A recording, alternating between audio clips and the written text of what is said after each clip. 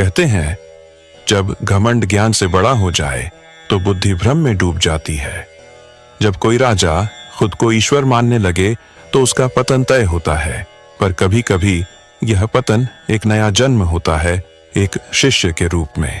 यह कहानी है रावण की और उसका सामना मां सरस्वती से।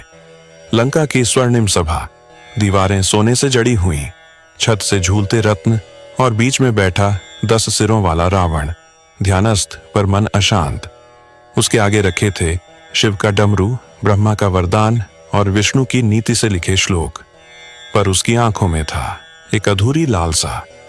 रावण गर्व में कहते हैं, मैंने शिव से तांडव सीखा, ब्रह्मा से सृष्टि का विज्ञान और विष्णु से धर्म की समझ।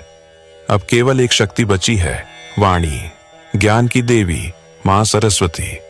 अगर उनकी वाणी शक्ति मेरी हो जाए तो मैं स्वयं ब्रह्मा बन जाऊंगा। सभा में मौन पसर गया।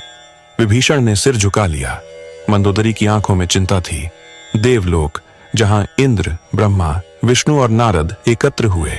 नारद चिंतित होकर, हे ब्रह्मदेव, रावण अब वाणी यंत्र चाहता है। जो वाणी बीज आपकी सृष्टि का मूल है, अगर वो उसके हाथ लग गया, ब्रह्मा गंभीर होकर कहते हैं, तो फिर वो सृष्टि की ध्वनि को नियंत्रित करेगा, वो वेदों को पलट देगा। नारद कहते हैं, हमें मां सरस्वती के पास जाना होगा। मां सरस्वती झील के किनारे कमल पर बैठी होती है। जब नारद जी और ब्रह्मा जी उनके पास जाते हैं और सब बताते हैं, सरस्वती मुस्कुराकर जवाब देती है, वाणी कोई वस्तु नहीं, वह चेतना है, जिसे पाने के लिए मौन में उतरना होता है।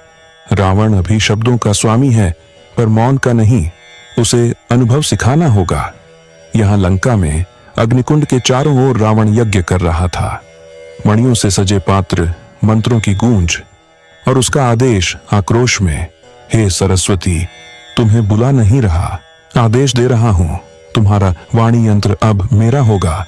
आकाश बिजली से गूंजता है, श्वेत प्रकाश के साथ प्रकट होती है मां सरस्वती। सरस्वती कहती है, रावण, तुम वाणी को शक्ति समझते हो, पर वह साधना है जिसे तुम जबरन पाना चाहते हो, उसे पहले समझना होगा।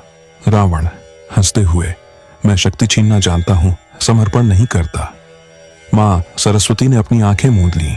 रावण अपने मंत्र पढ़ने लगा, पर हर शब्द उल्टा पड़ा जाने लगा।